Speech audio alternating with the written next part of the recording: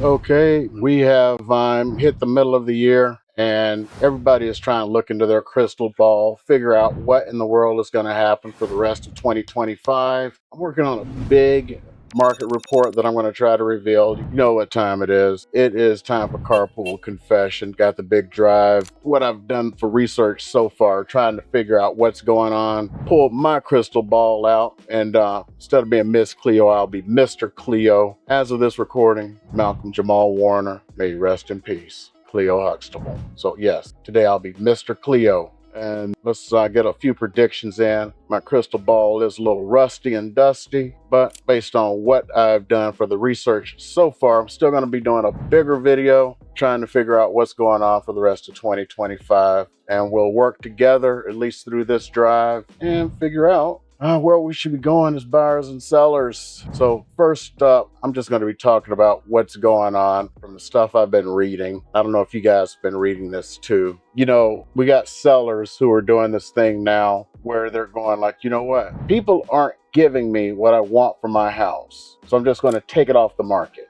That's becoming a thing that's going on right now. And you're starting to see sellers who are removing their houses from the market because they're not getting what they want for it. I've always said it, it's like that commercial, you know, where the old lady goes, I unfriend you. And her friend goes, that's not how it works. That's not how any of this works. It's what the market is. And as I was showering, get ready to take my son to his Saturday activities, I was thinking about, you know, right as the market was turning. Remember how it was, you know, during them COVID years when everybody was paying 30, 50,000 over? I remember individuals, they called me up. I helped them buy their condo and they were looking to sell. And they go like, okay, thinking about selling. How much is my condo worth? Well, let me look it up. Now, they'd owned their condo for about 3 years. Bought it right before COVID and everything. Look what the sales are. And I go like, hey, got some good news for you. Value has doubled from what you paid. No, they said to me, that's all? Yeah, that's what they said to me. That's all.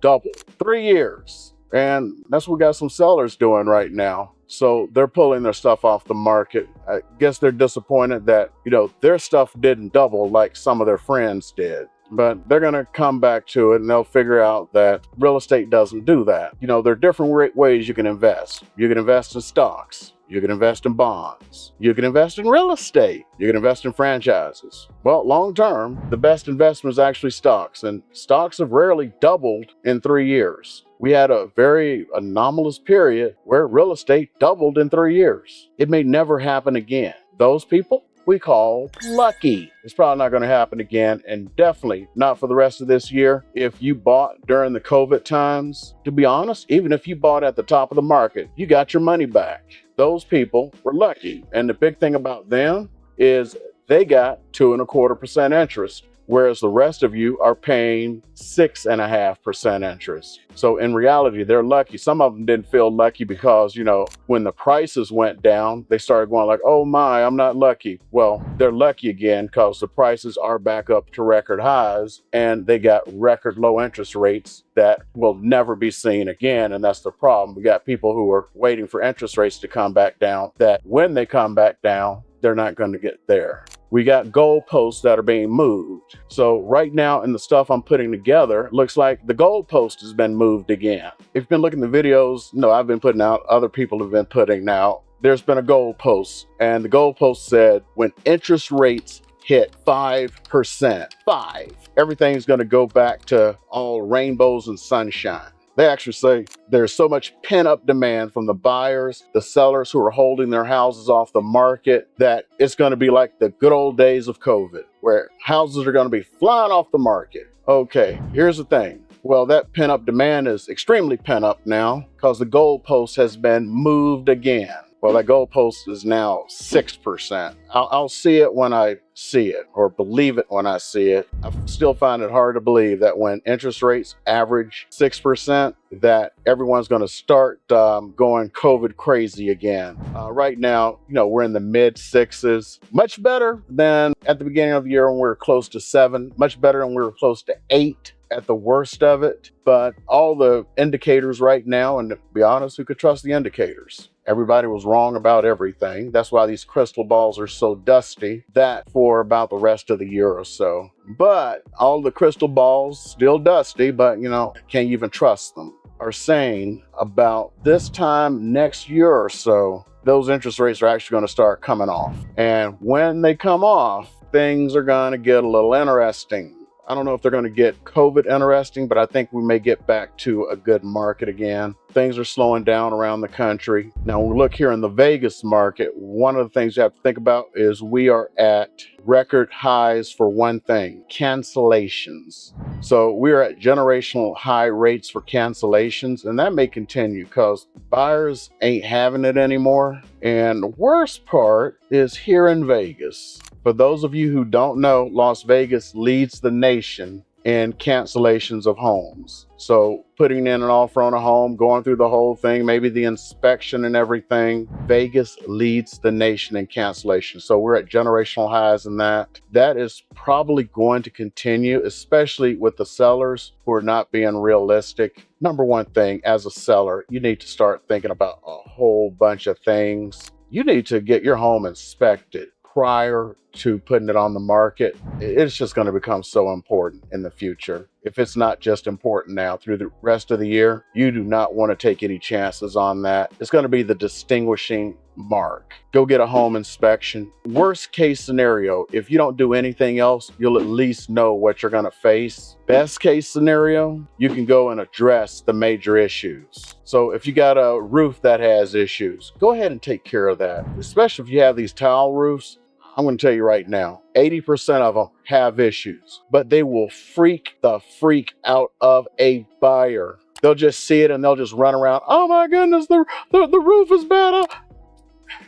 You can fix most roof issues for under $1,500. If you're selling a house, remember the median price for a house right now is $485,000. I haven't run the numbers yet. I should have run them just to see what it is like right now, because we're at the end of the month, so I should have good numbers. If the median price is $485,000 and you paid whatever, you're probably walking away with some good money. If you walk away with good money, what is $1,500? I keep seeing folks going like, I don't want to lose any money. You're losing money by not doing this stuff. Spending $400 on an inspection and a couple of $1,000s on, these little bitty penny ante repairs that are going to make people feel good. And that'll actually probably bring you more money because, they fixed this stuff. I'm going to tell you right now, buyers, they look at this stuff. Next, people are going to go, well, our price is going to fall. Right now, it doesn't look like prices are going to fall for the rest of the year. They're probably not going to go up by much. We're talking like, for the rest of the country, you may eke out another 1-2%. Right now, we have 70% more homes on the market than we had a year ago, based on the preliminary stuff that I've done so far. And, you got a lot of buyers who have this confirmation bias. Those who don't know what confirmation bias is, you go like,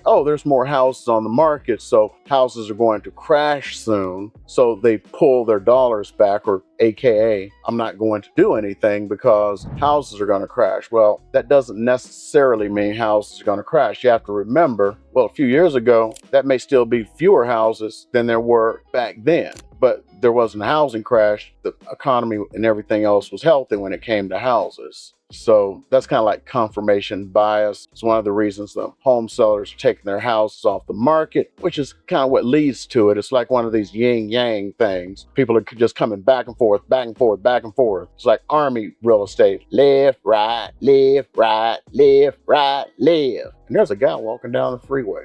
And we already talked about it. It looks like the mortgage rate's going to be pretty steady and stubborn for the rest of the year. So don't expect too much on that. Biggest thing is securing things before they do come down. I still find it hard to believe that things are going to go crazy at 6%. I can believe it at 5%. Me personally, I wouldn't jump until 4.5%. But people are so just tied up right now. I really hate when these people are, you have these old realtors, they're talking about, I can remember when it was 13%. That's great. You can remember it was 13% and the average cost of a house was $40,000. They never mentioned that part. They never mentioned that part. They can remember the 13%. They don't remember the $40,000 for a house. Interesting. You notice that? They never remember that part. So expect interest rates to hover around that 6.5% for the rest of the year. Inventory is probably going to stay up a bit because we still got all these folks. They've held off until they can't hold off anymore. You still got all of those D's of sales. You got death, you got diapers, you got divorce. Well, those are the big main D's. A lot of people have just held off, hoping to wait this out. Or you can only wait things out for so long, and that so long is pretty much past for some of these people. I'll probably go over the other D's because I'm driving right now on the big long video as I get deeper into some of these. But inventory, is up. But if these sellers keep doing what they're doing and pulling back, and especially if people keep canceling, we don't know what's going to happen on that one. Again, my crystal ball is rusty because as soon as you say something, something goes bad. It's kind of like I used to say, if you asked me a year ago, I'd have people going like, well, do the new home builders ever take or lower their prices? It's like, no, they'd rather give you more stuff than erode their price by lowering it. Guess what they're doing now? They're starting to lower their prices. So that crystal ball was bad. I have to admit that. New home builders, and that's where we have a problem, is they're starting to lower their prices. They're just starting to lower their predictions about the future, especially for the end of this year. So they're starting to pull back on what they're building. Some of them, they gotta build, because they have all these forward commitments. They purchased the lumber, they purchased the land, they purchased all of these, like you get the buy downs on the interest. Well, they pre-purchased that stuff. So they have to keep doing some things. That's why you're getting all these good deals. And that's why, there used to be like a spread, like you bought a new house, it was 20 to 40% more than a resale. Well, now sometimes you can get a new home for less than a resale. And then you get all these other things. Comment below if you want me to do it, and I'll do some comparisons of some of these new home bills to actually buying a resale home. And you'll be like, oh my, wait a minute. The resale home is the same price or less, and they're buying down my interest rate. Some of these new home builders right now, I'm serious. One of them, I don't know, that may have been like temporary because the latest stuff they've been sending me, it's 2375. They were running a 1.99% interest rate, 1.99. But the last thing I saw this week was like 2.375. So maybe they were, that was just a little bit too ambitious. We'll see. So I got to go check to see what they're doing on that. But some of these things they're running are ridiculous. Some of them are running like 3-something interest rates for like 7 years, and then it goes up to a higher percentage, but it's not as much as it is like right now for a regular loan. Just ridiculous amounts. So big thing right now is the affordability. A lot of folks, especially here in Vegas, really can't afford a house. The median amount of money you got to make to be able to afford a house here in Las Vegas right now is like $115,000. So you have to have a family income of $115,000, and the median family income in Vegas is like $75,000. So the math ain't mathing on that. And a lot of these sellers, they may be making $75,000, $80,000 a year, and they're not understanding that they're making $75,000, $80,000, $85,000. They're trying to sell a house, even if they paid the same for it, but they got it for 2.5% interest rate. Well, their payments are $1,300 a month less. Or if they paid less for it, they bought it in 2015, 2018. They're paying a heck of a lot less, and they're asking somebody who's making the same amount as they are to try to come up with the money. And that's where a lot of issues come in. Also, the same confirmation bias. Well, you just have to find somebody from California who's got the money. So one of the things you need to do is look at why you're trying to buy a house, not just the win of, right now. Long term, like I said, there is only 5 to 8 years. It's probably even going down now of available land. If you start looking at these houses they're building now, they're building them on little postage stamp size lots because they're trying to make that be 8 years instead of 5. Now, I keep saying it. I don't know how many times I got to say it. There is not much land left here. It looks like it because you see all this desert around this city. But if you notice, it's not going outside the city, the new builds. They're inside for the land that's already here. So yeah, that's it. So those are my carpool confession, just putting stuff together as I put together my big video. Hopefully I'll have enough time to put that big video together. And hopefully you'll see it within the next week or so. I don't know if this is going to come out before the other carpool confessions. Hope you guys are enjoying this series. And if you found this a little bit useful, got some great information out of it, and I'd love for you guys to subscribe if you found this to be a little bit helpful. If you need anything, call, text, email. My information is down below, of course, and in the pinned comments. Better yet, book yourself a Zoom call with me. And to my military brothers and sisters, you know the drill, Alpha Mike Foxtrot. Rest of you lovely folks, you're always reaching out to me as well. You know we're going to keep them lights on for you. And of course, you know, working on that new relocation guide. Keep looking out for it. And you know this next video is popping up. You should be seeing it right now. Help me out. Go ahead and look at it. I'm going to see you over on that other side.